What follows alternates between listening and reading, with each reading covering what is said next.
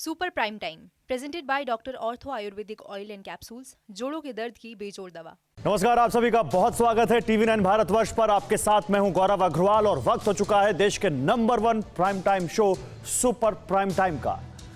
आगे बढ़ते हैं। सबसे पहले बात करते हैं एक ऐसे योद्धा की जिसकी चर्चा चारों ओर है। जी हां, दुश्मनी के पारंपरिक मैदान पर एक से बढ़कर एक हथियारों की नुमाइश हो रही है। अपने आप को श्रेष्ठ और ताकतवर साबित करने के इस होड़ में दो महाशक्तियां इस कदर दौड़ रही हैं कि उन्हें अब दुनिया के बाकी मुल्कों की घबराहट से कोई फर्क ही नहीं पड़ रहा है। अलबत्ता जो देश इन दो धुरियों में खुद को जिसके करीब पाता है वो उनके नुमाइशे शाहकार से फूले नहीं समाते। और इस बार रूस के करीबी देशों के लिए खुश होने का वक्त है, क्योंकि पासे रूस के पक्ष में गिरे हैं और मॉस्को ने जिस खाने की मोहरों को छेड़ा है उससे वॉशिंगटन में दहशत फैल गई है। कौन सा है वो खाना, आप भी देखिए। अदावत की जमीन पर दो पारंपरिक दुश्मनों के बीच मुकाबले के लिए कई मोर्चे हैं।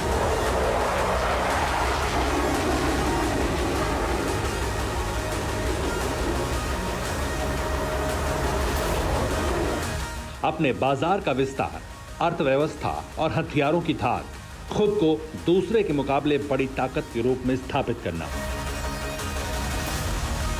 प्रतिस्पर्धा की भावना से विकसित किए गए उत्पाद के जरिए प्रतिद्वंदी को चुनौती देना और बारूदी जंग।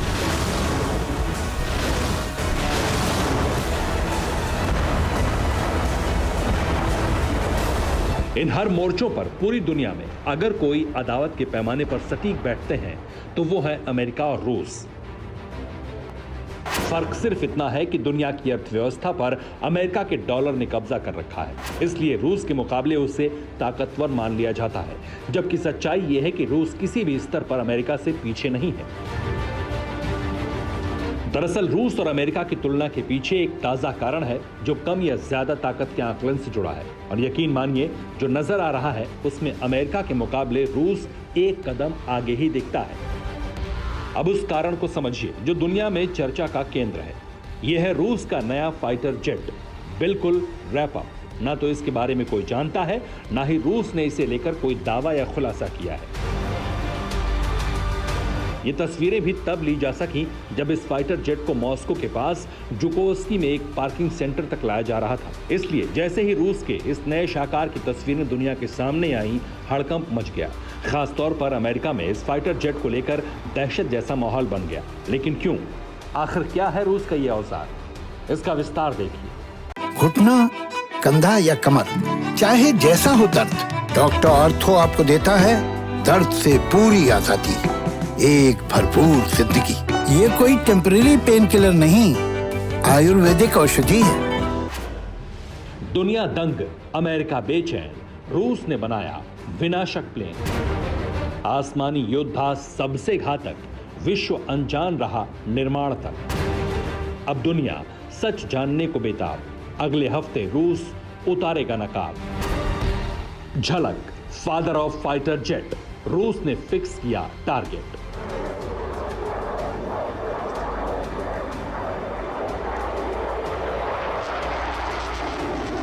रूस के जिस फाइटर जेट को लेकर हलचल मची है उसका असली टेरर फैलना अभी बाकी है।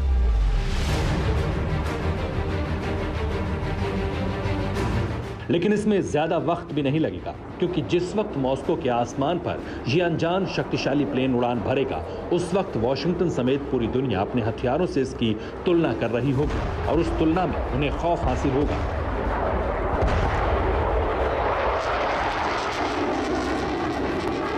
अब आपको ये जानकर भी हैरानी होगी कि इस दहशत की दस्तक में अमेरिका समेत पूरी दुनिया अगले हफ्ते से ही आने वाली है, क्योंकि इस रैप अप फाइटर जेट को रूस अगले हफ्ते मॉस्को में होने वाले एयर शो के दौरान ही दुनिया के सामने लाएगा। और मुमकिन है कि जैसे ही दुनिया आकाश के इस खतरनाक योद्धा से रूबरू होगी, इसकी क्षमता और तेजी देखकर दहल जाए।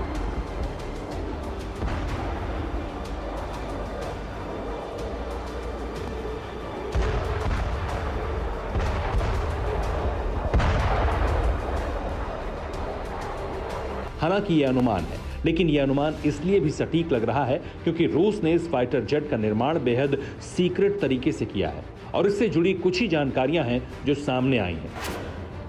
बताया जा रहा है रूस के नए फाइटर जेट को सुखोई कंपनी ने ही बनाया है। नया प्लेन 5वीं पीढ़ी का आधुनिक स्टील्थ फाइटर जेट है। प्लेन का उद्घाटन अगले हफ्ते मॉस्को के एयर शो में होगा। शो के दौरान उद्घाटन खुद राष्ट्रपति व्लादिमीर पुतिन करेंगे। अब अनुमान लगाइए कि एक फाइटर जेट का उद्घाटन रूस के राष्ट्रपति खुद करने वाले हैं। आखिर ऐसा क्यों? क्या यह दुश्मनों के लिए कोई चेतावनी है या फिर उस ताकत की नुमाइश है जिसे रूस जानबूझकर करना चाहता है? और विशेषज्ञों के मुताबिक दोनों ही प्रश्नों के उत्तर हाँ में हैं। रूस अपने पारंपरिक प्रतिद्वंदी और दुनिया के देशों को इस नए फाइटर जेट की ताकत से रूबरू कराना चाहता है, लेकिन सवाल यह है कि नया रूसी फाइटर जेट है किस कैटेगरी का और क्या वाकई इसके सामने दुनिया का कोई भी विमान खड़ा नहीं हो सकेगा? इन सवालों का जवाब हालांकि अभी पुख्ता तौर पर नहीं मिलता, लेकिन कुछ जानकारियां हासिल हुई हैं। विशेषज्ञों का दावा है कि रूस का नया फाइटर जेट सिंगल इंजन वाला प्लेन होगा। रूस के ताकतवर जेट्स में नया प्लेन छोटा हो सकता है।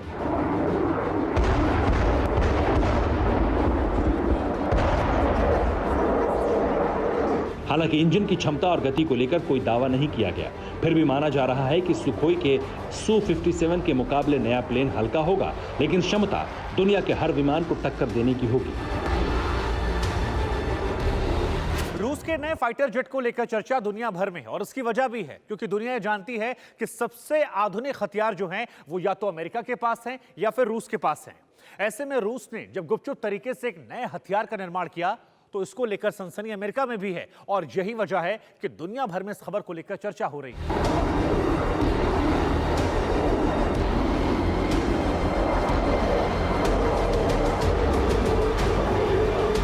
दरअसल फाइटर जेट्स की दुनिया में जितने भी विमानों का निर्माण हुआ वो प्रतिस्पर्धा की भावना है। प्रतिस्पर्धा जंग के मैदान में जीत हासिल करने की और विश्व में अपने प्लेन्स के बाजार बनाने की।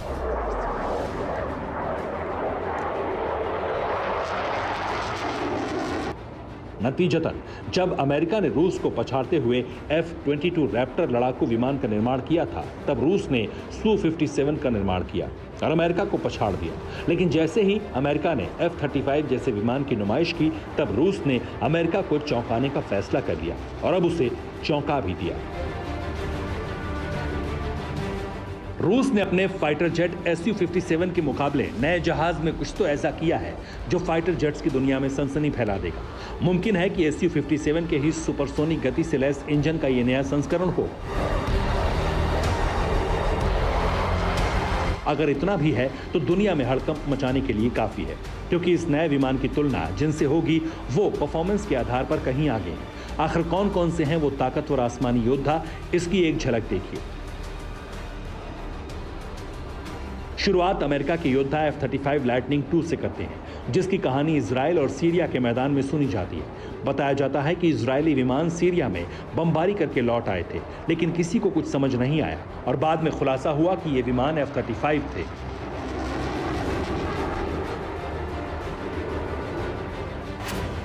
लॉकहीड मार्टिन का बनाया F-35 आधुनिक जेट है। ये स्टील्थ जेट छोटे रनवे से भी टेक ऑफ कर सकता है। F-35 हेलीकॉप्टर जैसे वर्टिकल लैंडिंग भी कर सकता है।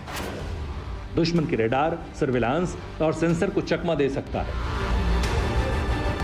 यानी इससे ज्यादा आधुनिक फाइटर जेट के विकास की कल्पना ही की जा सकती है, उससे ज्यादा कुछ नहीं।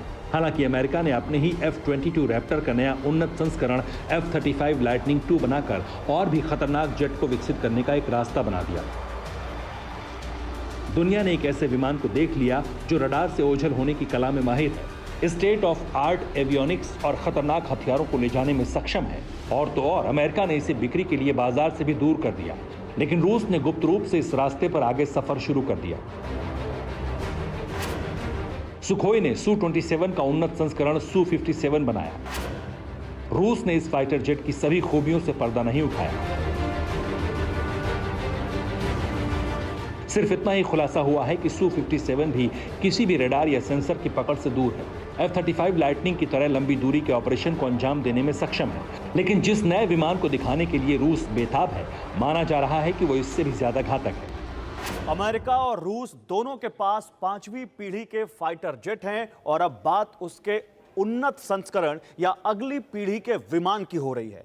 चौंकाने वाला खुलासा यह है कि रूस ने ऐसा एक फाइटर जेट बना भी लिया है, बस उसकी रफ्तार और क्षमता का खुलासा होना बाकी है। रूस के नए विमान को लेकर खुलासे में महज कुछ ही दिन बाकी हैं। 21 जुलाई को सबके सामने उस हाहाकारी विमान का अवतरण होगा। हो सकता है कि ये विमान अमेरिका के लिए चुनौती बने। रही बात बाकी मुल्कों की, तो चीन सिर्फ दावा करता है कि उसका J-20 5वीं पीढ़ी का खतरनाक जेट है। उसकी क्षमता को लेकर कोई बड़ा खुलासा नहीं हुआ और आगे भी चीन के पीछे छूटने के चांस ज्यादा है। इसके अलावा यूरोफाइटर टाइफून हो, स्वीडिश ग्रिपेन हो या फ्रांस का राफेल, सभी इस कैटेगरी में नीचे ही आएंगे। Bureau report, TV9 Bharatvarsh. तो तालिबानी आतंकियों के तांडव से अफगानिस्तान में त्राहिमाम मचा है। यकीन मानिए, अफगानिस्तान के करीब 90% इलाके पर तालिबान ने कब्जा कर लिया। खूनी संघर्ष बीते 1 महीने से जारी है। बम, गोला बारूद से अफगानिस्तान का जर्रा जर्रा कांप उठा है। सैकड़ों लाशें बिछ चुकी है। हालांकि अफगान सेना तालिबान को रोकने की पूरी कोशिश कर रही है। तालिबानी अड्डों पर एयर स्ट्राइक की जा रही है, लेकिन पाकिस्तान की शह पर तालिबान अफगानिस्तान को तार तार कर रहा है। मगर अब इस जंग में सुपर पावर अमेरिका की एक बार फिर एंट्री हो सकती है। पठान लैंड में अमेरिकी फौज पूरी तैयारी के साथ उतर सकती है। तो क्या अब अफगान युद्ध अभी और भड़केगा? क्या अफगानिस्तान से तालिबान का नामो निशान मिट जाएगा? आप खुद देखिए। बीते कई हफ्तों से अफगानिस्तान की जमीन बम, गोला, बारूद से थर्रा रही है। तालिबानी आतंकी और अफगान सेना के बीच भीषण कोहराम। विध्वंसक हथियारों के साथ अफगानिस्तान की सरजमी पर जो बारूदी संग्राम छिड़ा है, वो कब शांत होगा ये कहना मुश्किल है। लेकिन एक बात शीशे की तरह साफ है कि 1 दशक बाद अफगानिस्तान फिर से वॉर जोन में तब्दील होने वाला है। क्योंकि अब तक तो तालिबानी आतंकी और अफगानी सेना आपस में भिड़ रहे थे, मगर अब सुपर पावर अमेरिका इस जंग में सनसनी मचाने वाला है। जी हाँ, अफगानिस्तान को तबाह करने के लिए, उस पर जबरन कब्जा करने के लिए तालिबान आतंकियों ने जिस जंग का आगाज किया था, उसी जंग को अपने कंट्रोल में लेने के लिए महाशक्ति अमेरिका अफगानिस्तान में पूरी ताकत के साथ फिर एंट्री कर सकता है। ये दावा हम नहीं, बल्कि बड़े अमेरिकी न्यूज चैनल CNN ने किया है।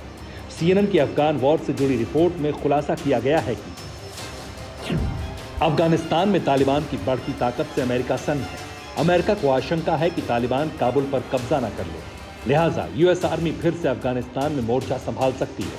अफगानिस्तान में पेंटागन सेना की हैवी डिप्लॉयमेंट कर सकता है। हथियारों के साथ लड़ाकू विमानों को भी वॉर जोन में भेज सकता है। इतना ही नहीं, तालिबानी अड्डों पर एयर स्ट्राइक भी की जा सकती है। घुटना, कंधा या कमर, चाहे जैसा हो दर्द, डॉक्टर ऑर्थो आपको देता है दर्द से पूरी आजादी, एक भरपूर जिंदगी। ये कोई टेम्परेरी पेन किलर नहीं, आयुर्वेदिक औषधि है।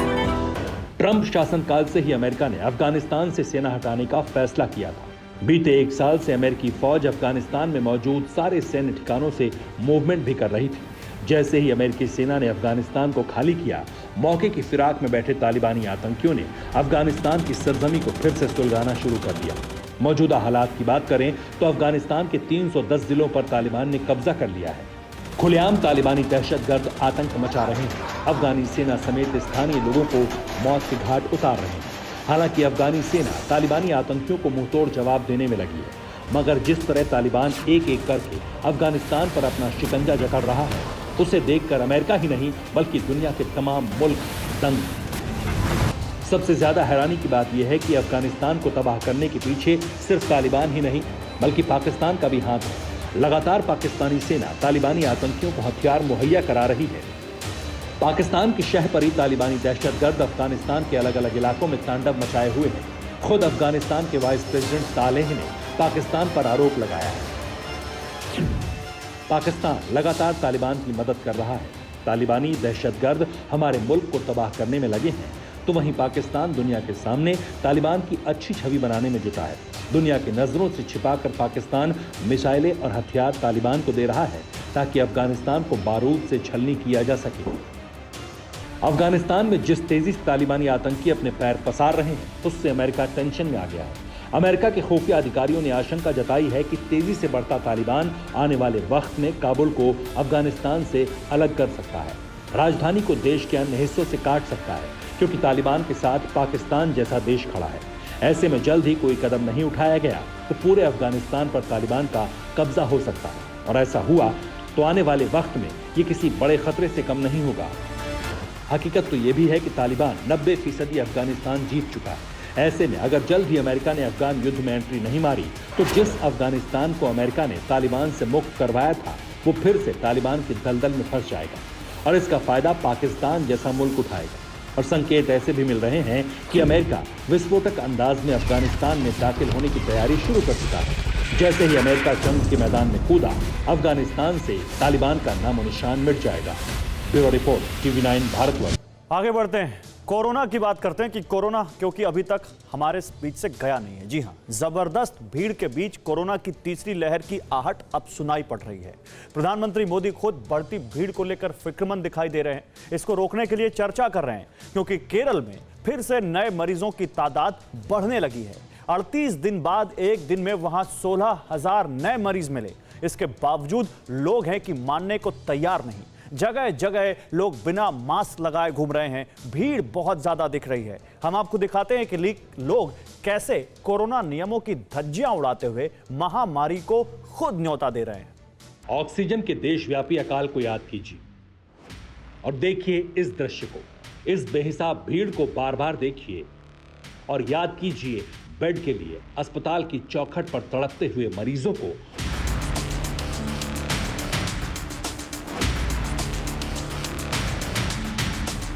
और रेमडेसिविर इंजेक्शन के लिए तरसते अपनों को। वायरस विस्फोट के बीच इस हुजूम को देखिए और फिर याद कीजिए शमशान घाटों में लगी अर्थीयों की कतारों को।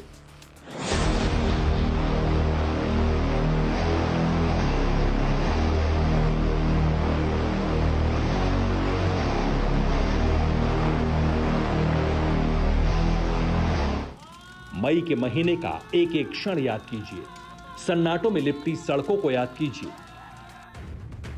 और फिर वृंदावन से लेकर माउंट आबू तक के बेलगाम जमघट को देखिए। देह से दूरी और मास्क जरूरी वाले नियमों को छत विछत होते हुए देखिए कैसे कोरोना के लिए बनाए गए कायदों को मनमाने तरीके से पैरों तले रौंदा जा रहा है। ये तस्वीर वृंदावन की है।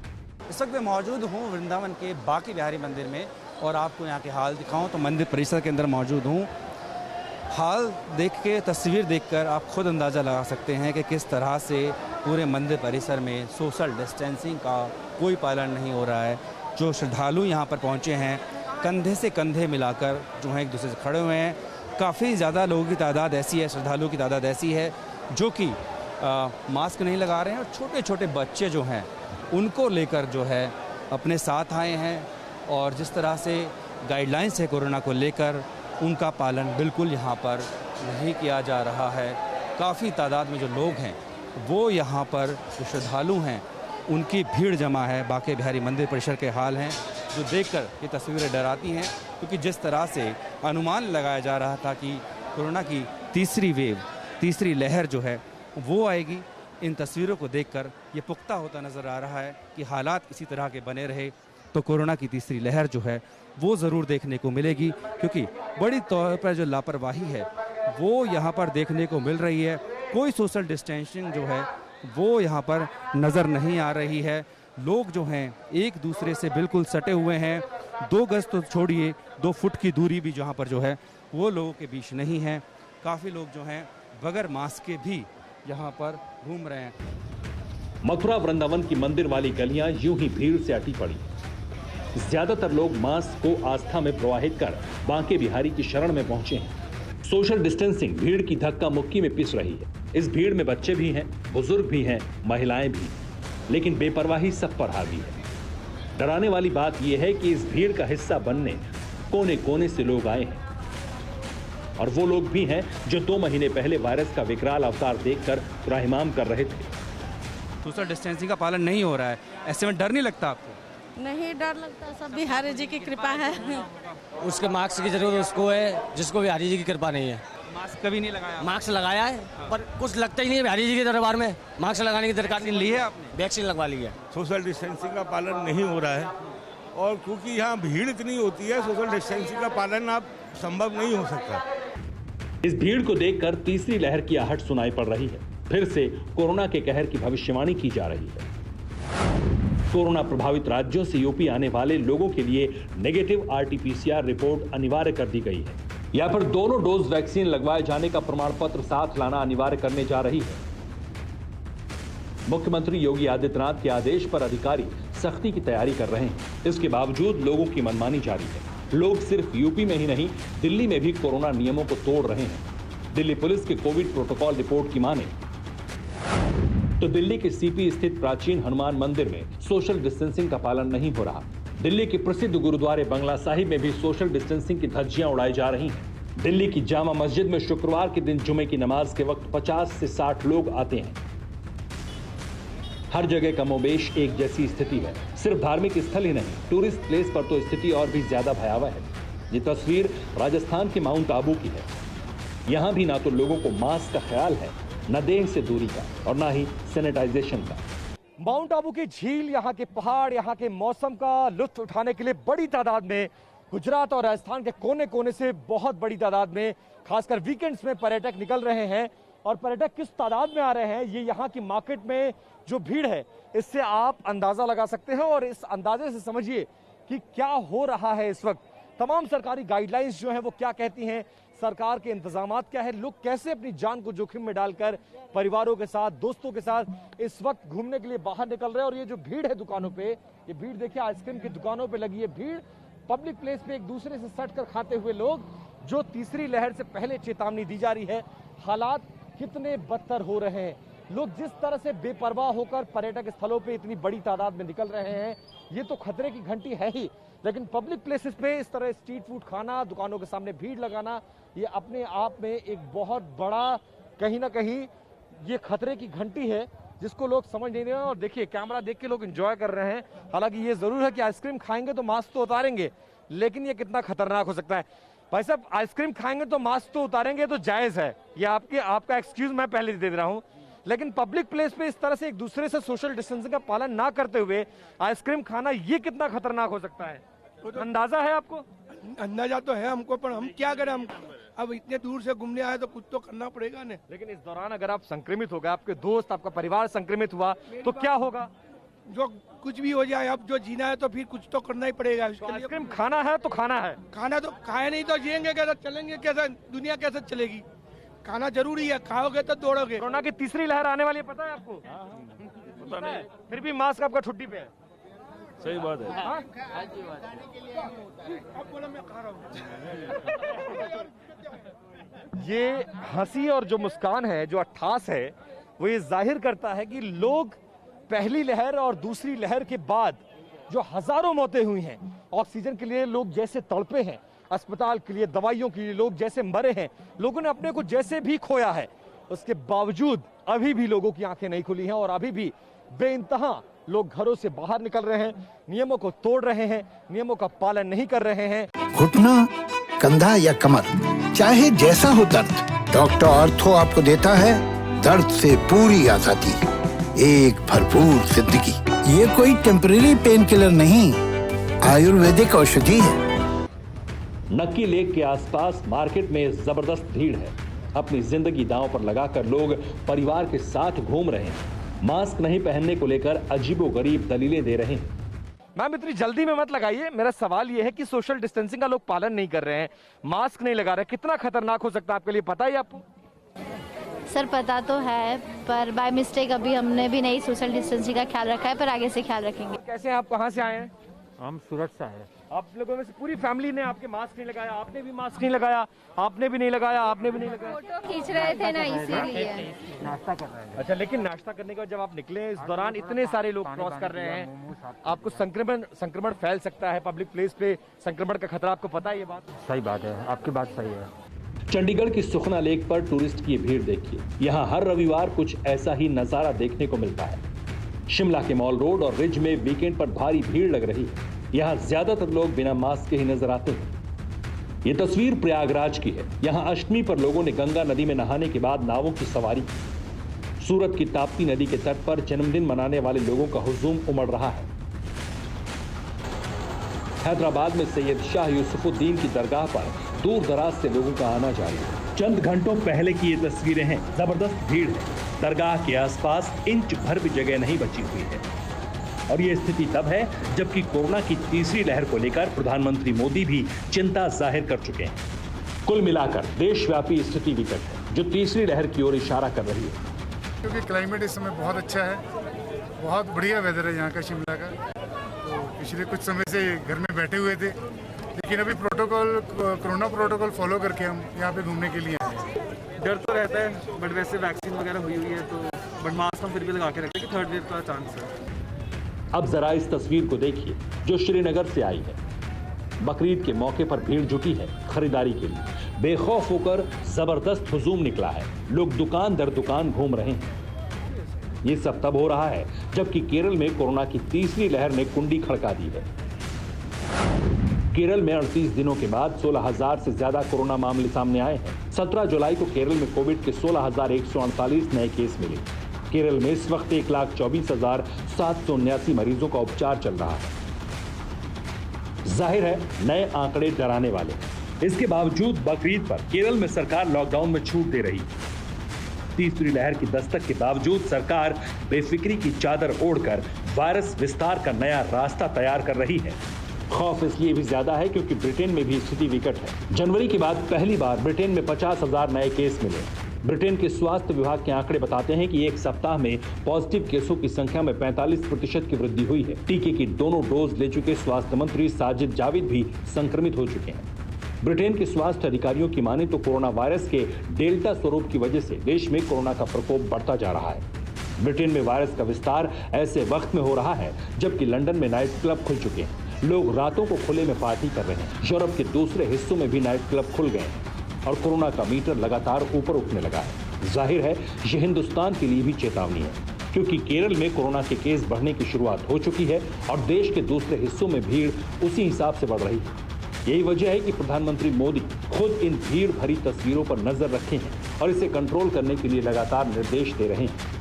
हालांकि सरकार के आदेश से ज्यादा स्वनियंत्रण जरूरी है ताकि फिर वो ना हो सके जिससे अप्रैल मई में हिंदुस्तान कांप गया था। कोरोना वायरस बनाकर चीन पूरी कायनात का दुश्मन बन गया है। चंद मुल्कों को छोड़ दें तो आज पूरे विश्व से चीन की अदावत चरम पर है। दक्षिण चीन सागर हो या हिंद महासागर, हर जगह जंग जैसे हालात बने हुए हैं। चीन अपनी गलती छिपाने के लिए शक्ति प्रदर्शन की सनक दिखा रहा है और हथियारों की होड़ लगा रहा है। इसी सिलसिले में चीन ने मानव रहित ड्रोन पनडुब्बी तैयार की है जो लंबे वक्त तक गहराई में गोते लगा सकती है, दुश्मन के टारगेट को पहचान कर उस पर हमला कर सकती है और अमेरिका की समुद्री ताकत को चकमा दे सकती है।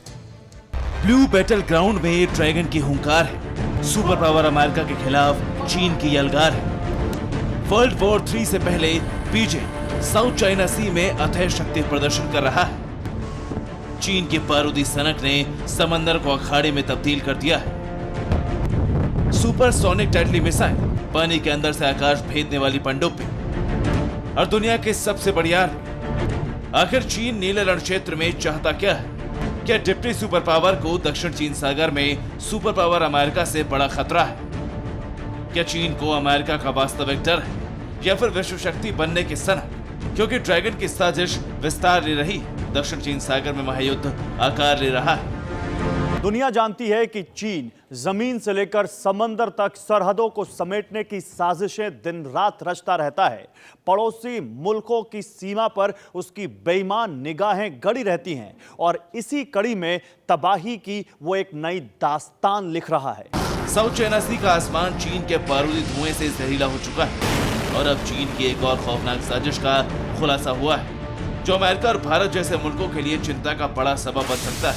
दुनिया के ज्यादातर देशों के खिलाफ सख्त रवैया अख्तियार करने वाला चीन गुपचुप तरीके से अपनी सैन्य ताकत को बढ़ा रहा है और इसका ताजा नमूना है रोबोशार्क, जो एक अंडर वाटर ड्रोन है। रोबोशार्क समंदर में चीन के धोखे का नया हथियार है जो दूर से देखने में बिल्कुल शार्क की तरह लगता है। इस अंडर वाटर ड्रोन को चीन ने ऐसा आकार दिया है कि दुश्मनों को इसका पता न चल सके। चीन की ये चाल दुश्मन देशों के लिए ढाई चाल के बराबर है। बीजिंग की नीली साजिश बहुत बड़ी है क्योंकि अब ड्रैगन इस रोबोशार्क अंडर वाटर ड्रोन के जरिए दुश्मन देशों के जहाज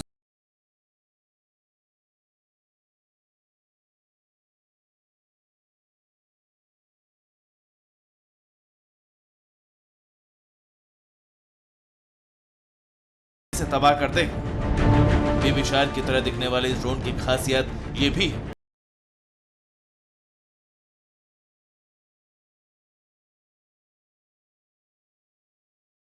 चीन की मिनी पनडुब्बी मानव रहित सीक्रेट सबमरीन है, यानी इस हथियार के जरिए चीन जब दुश्मन पर हमला करेगा तो किसी को पता भी नहीं चलेगा, और इसके लिए उसे जवानों की भी जरूरत नहीं होगी, क्योंकि शार्क ड्रोन अपने आप पनडुब्बी की पहचान कर सकता है और उसका पीछा कर हमला कर सकता है। बताया जाता है कि बेहद खतरनाक माने जाने वाले चाइनीज रोबोट का पहली बार परीक्षण 10 साल पहले ताइवान स्ट्रीट में किया गया था, लेकिन अब चीन ने दुनिया के सामने इसकी नुमाइश की। अपने नए शक्ति का प्रदर्शन कर विश्व शक्तियों को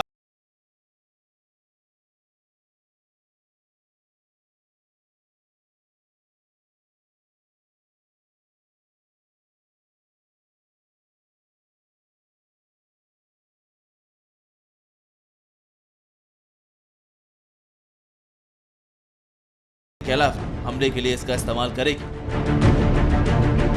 वैसे पानी के अंदर काम करने वाले अधिकांश ड्रोन को टॉर्पीडो ट्यूब के जरिए लॉन्च करके मिशन पर भेजा जाता है, लेकिन ये रोबोट शार्क कैसे काम करेगी, चीन ने इसकी जानकारी सार्वजनिक नहीं की। बहरहाल चीन के इस खौफनाक हथियार की सारी टेस्टिंग पूरी हो चुकी है और चीनी सैन्य बलों ने रोबो शार्क ड्रोन के जरिए दुश्मनों पर नजर रखनी भी शुरू कर दी। Bureau report, TVN Bharatvarsh. Afghanistan में तालिबान बेलगाम हो चुका है। तालिबानियों ने महिलाओं के लिए अपना कट्टर संविधान लागू कर दिया है। यहां तक कि महिलाओं को गुलाम बनाने का फरमान भी जारी कर दिया है। तालिबान के इस तांडव के बाद अफगानिस्तान की महिलाओं ने मोर्चा संभाल लिया है। महिलाएं बंदूक लेकर खुद मैदान में उतर गई हैं। बेहिसाब जोश, जज्बा, साहस, दृढ़ संकल्प, क्रूरता की पराकाष्ठा पर तांडव कर रहे तालिबानियों को मटियामेट करने की प्रचंड प्रतिज्ञा है। अपने जानी दुश्मन को छिन्न भिन्न करने के यकीन के साथ अफगानिस्तान की बंदूकधारी महिला कमांडो मैदान में उतर चुकी।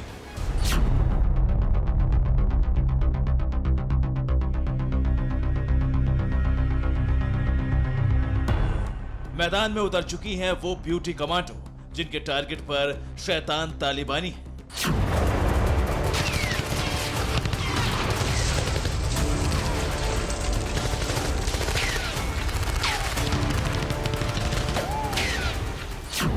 जब अफगानिस्तान गृह युद्ध में झुलस रहा है, तालिबानियों की मनमानी से देश उबल रहा है, महिलाओं पर तालिबान क्रूर प्रतिबंध लगा रहा है, तब कोहराम मचाने वाले तालिबानी आतंकियों से टकराने के लिए महिलाओं ने भी बंदूकें थाम ली।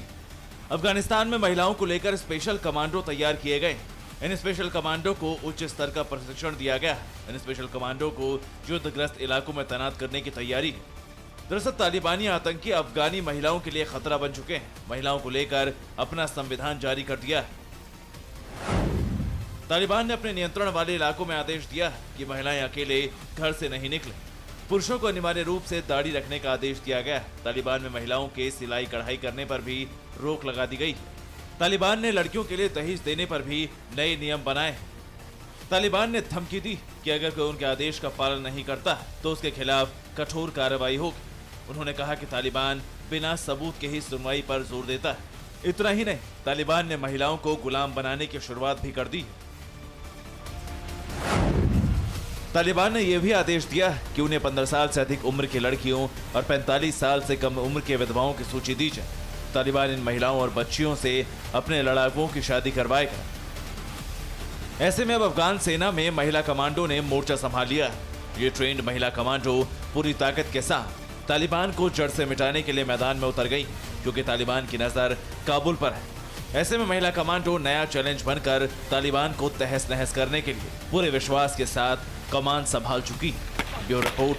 41,02,162 ये किसी मुल्क की आबादी नहीं है, बल्कि कोरोना से मरने वाले लोगों का आंकड़ा है, जो कि लगातार बढ़ता जा रहा है हर सेकंड तेज रफ्तार के साथ।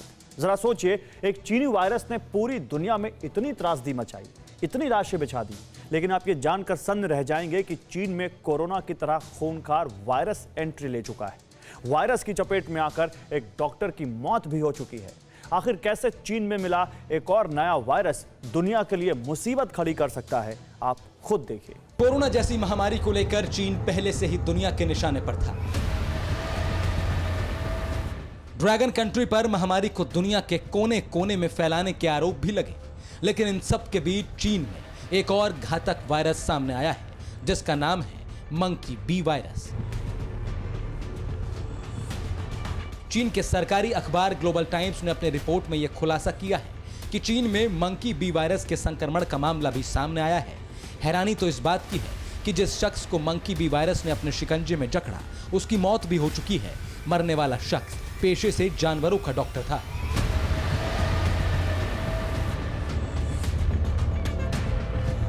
यानी चीन के वुहान शहर से निकले कोरोना वायरस से अभी दुनिया को छुटकारा भी नहीं मिला था कि उससे पहले ही चीन में एक और वायरस की दस्तक ने पूरी दुनिया में सनसनी मचा दी।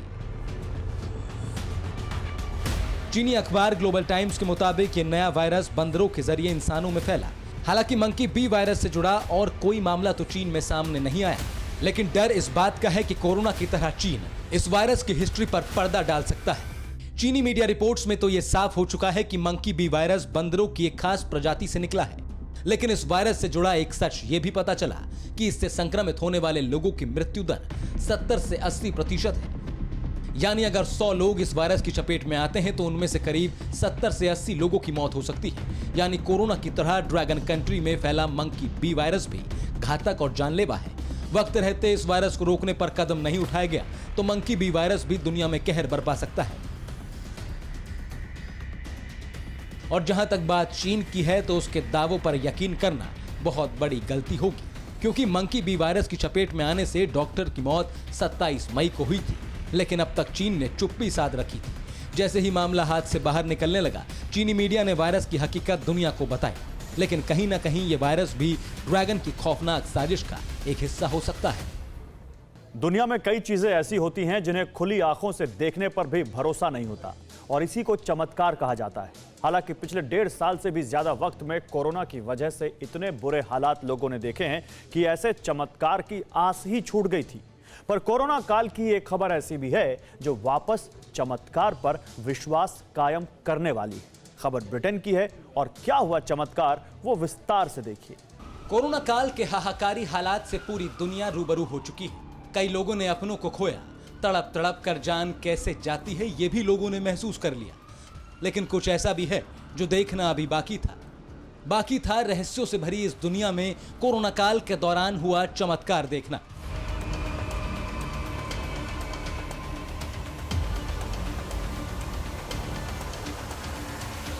जिंदगी और मौत के बीच जारी जंग में कट्टर जीविशा देखना।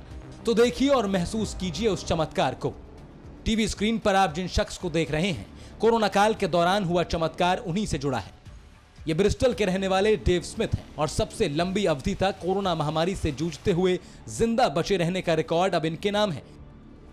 यानी जब उनके परिवार और डॉक्टरों ने भी डेव के जिंदा बचने की उम्मीद छोड़ दी थी, उस वक्त डेव ने कोरोना को हराकर सबको चौंका दिया था, जिसे उनके परिवार वाले ही नहीं बल्कि मेडिकल स्टाफ भी किसी चमत्कार से कम नहीं मान रहा। क्या है पूरा मामला, इसे एक नजर में समझिए। 72 साल के डेव स्मिथ कोरोना वायरस से संक्रमित थे। शुरुआत में डेव को वेंटिलेटर पर शिफ्ट किया गया। डेव के फेफड़े करीब 90% तक संक्रमित हो चुके थे। एक तय समय बाद उन्हें वेंटिलेटर से हटा दिया गया। डेव को कोविड वार्ड के ऑक्सीजन बेड पर रखा गया, लेकिन ना तो डेव की खांसी रुक रही थी, ना ही फेफड़ों में सुधार हो रहा था। यहां तक कि कोरोना वायरस भी शरीर छोड़ने को तैयार नहीं था। नतीजतन डेव और उनके परिवार ने अंत करीब मान लिया। इसी दौरान डेव ने प्रार्थना शुरू कर दी। एक ऐसा समय भी डेव ने महसूस किया जब उन्हें लगा कि अब वो अपना शरीर छोड़ रहे हैं, लेकिन चमत्कार ही हो गया। महामारी काल में डेव की 43 रिपोर्ट पॉजिटिव आई। परिवार ने डेव की अंतिम संस्कार की तैयारी कर ली। डेव ने परिवार के सदस्यों से अंतिम विदाई भी ले ली। लेकिन फिर अचानक चमत्कार हुआ। डेव उसी दवा से ठीक हुए जो अमेरिका के पूर्व राष्ट्रपति डोनाल्ड ट्रंप को दी गई थी। उन पर एंटीबॉडी कॉकटेल ने असर किया और अब डेव पूरी तरह ठीक हो चुके हैं। दरअसल डेव कैंसर से पीड़ित हैं। कीमोथेरेपी लेने के कारण उनकी रोग प्रतिरोधक क्षमता कम हो गई है, इसीलिए उनके बचने की आस खत्म हो गई थी। लेकिन 305 दिन बाद चमत्कार हुआ और डेव कोरोना मुक्त हो गए।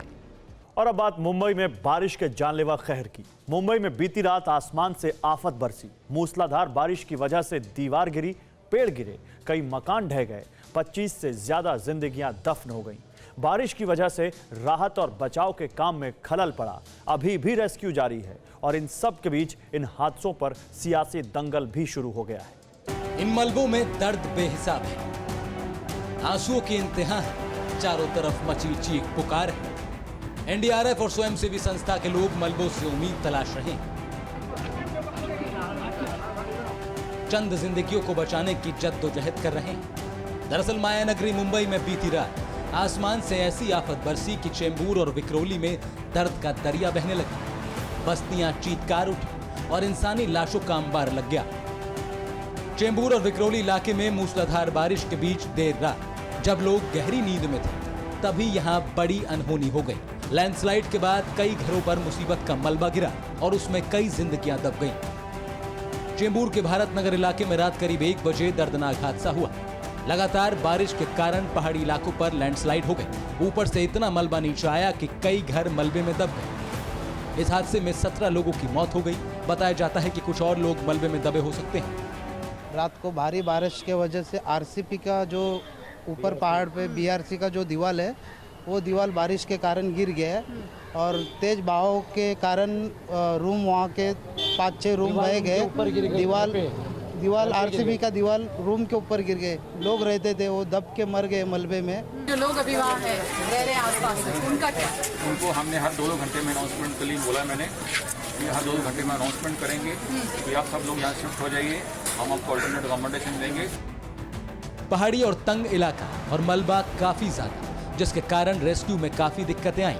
शाम तक मलबा नहीं हटाया जा सका, जिसके बाद इलाके के करीब 200 लोगों को दूसरी जगह शिफ्ट करने को कहा गया। हालांकि इस हादसे पर भी सियासत खूब हो रही है। सरकार से लेकर विपक्ष तक के लोग मौके पर पहुंचे। बीजेपी ने इस हादसे की वजह बीएमसी और सरकार की नाकामी को बताया, तो शिवसेना और एनसीपी ने सियासत न करने की नसीहत दी। जो यहाँ पर रिटेनिंग वॉल बनाई गई, उसके बाद में मुंबई महापालिका के माफिया अधिकारी माफिया स्लम लोड के साथ में मिलकर झुग्गी झोपड़ियाँ बनाते हैं, गरीबों को बेचते हैं। मैं पूछना चाहता हूँ उद्धव ठाकरे को कि 25 साल से शिवसेना महापालिका में राज कर रही है, किया क्या 25 साल में? पहाड़ पे ये सारे लोग रह रहे हैं और ये काफ़ी जो बस्ती है वो फॉर्मल हाउसिंग नहीं है। ऊपर जो बीआरसी की वॉल थी वो रात को कोलैप्स होगी। कल की बारिश आप देख रहे थे, अगर आप ऊपर जाके देखें तो कल की समस्या एक नेचुरल डिजास्टर थी। जो बारिश में बाढ़ आई, ऊपर से पानी और मिट्टी बह के आई, वो दीवार को तोड़ के आई है। मुंबई में मूसलाधार बारिश का कहर चेंबूर के अलावा और भी कई इलाकों में दिखा। विक्रोली इलाके में भी देर रात पहाड़ों पर लैंडस्लाइड हुई। मलबों के दबाव के कारण इलाके की सेफ्टी वॉल कही जाने वाली दीवार भी गिर गई और फिर मलबे में कई झुग्गियां दब गईं। इस हादसे में अब तक 7 लोगों की मौत हो गई। आशंका है कि यहाँ भी कुछ और लोग दबे हो सकते हैं। खिड़की से देखा सामने का घर गिरा है, तो हम लोग ने ध्यान ही नहीं दिया। सीढ़ी उतरा तभी देखते हैं हमारे घर में पूरा मिट्टी, पानी, पत्थर पूरा पैक हो गया। हम लोग बाहर ही नहीं निकल पा रहे। हालांकि एनडीआरएफ की टीम ने यहां भी भारी बारिश के बीच तेजी से मोर्चा संभाला। रेस्क्यू ऑपरेशन के जरिए राहत और बचाव का काम शुरू किया, जिसमें स्थानीय लोगों ने भी खूब हाथ बटाया।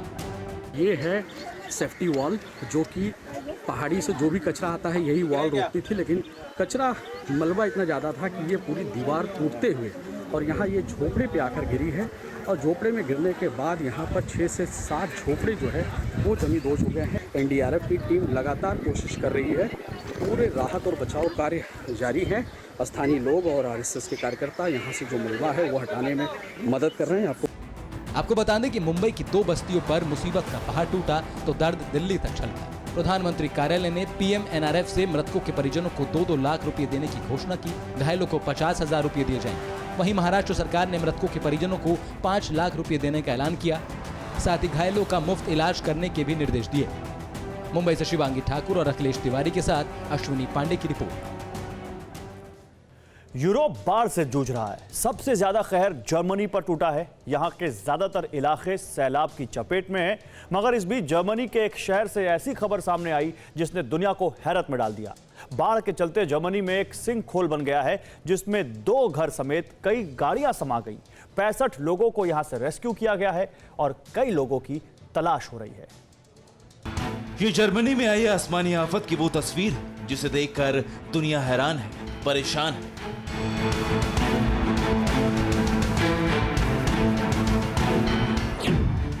इस विशालकाय सिंकहोल में बाढ़ का पानी समाता जा रहा है। सिर्फ बाढ़ का पानी ही नहीं, कई मकान, गाड़ियां और जिंदगियां ये सिंकहोल ले चुका है। ये भयानक तस्वीरें जर्मनी के ब्लेसेम शहर की ड्रोन से ली गई तस्वीरों में देखा जा सकता है। शहर की सड़क धंस चुकी, ऐसा लगता है मानो यहाँ सड़क का कभी कोई अस्तित्व रहा ही नहीं था। सड़क से होते हुए बाढ़ का पानी बहुत तेजी से गिरता जा रहा है, जो जाकर इस गड्ढे में समा रहा है। ब्लेसेम शहर के पास बने सिंक होल के आकार ने सबको हैरत में डाल दिया। यही वजह है कि इसकी तस्वीरें इंटरनेट पर वायरल हो रही। नदी के किनारे के ऊंचे हिस्से से इस विशाल गड्ढे में गिर रहे बाढ़ के पानी का नजारा किसी भयानक सपने से कम नहीं। ये किसी पहाड़ी घाटी की तरह बड़ा और गहरा है। इस गड्ढे में 3 मकान और एक ऐतिहासिक पैलेस का हिस्सा धंस गए, जिनके अवशेष तक नहीं दिखाई दे रहे हैं। ऐसा लगता है कि जैसे सिंक होल ने सबको निगल लिया। जर्मनी सदी की सबसे विध्वंसक बाढ़ से जूझ रहा है। ब्लेसेम शहर भी बाढ़ की चपेट में। ब्लेसेम शहर के पास से एरफट नदी बहती। पानी के दबाव के चलते 16 जुलाई को नदी के किनारे फट गए, जिसके बाद यहाँ एक विशालकाय सिंक होल बन गए। यहाँ से अब तक 65 लोगों को रेस्क्यू किया जा चुका है। लोकल अथॉरिटीज के मुताबिक जहाँ हुई मौतों के आंकड़े जारी नहीं किए गए, मगर उनका मानना है कि यहाँ कई मौतें हुई। कहा जा रहा है कि ये गड्ढा लगातार बड़ा हो रहा है। इसका कटाव 300 मीटर ज्यादा फैला है और शहर के बाहरी इलाकों तक पहुंच रहा है। लोगों को घरों में नहीं लौटने की चेतावनी दी गई, क्योंकि यहाँ भी खतरा है।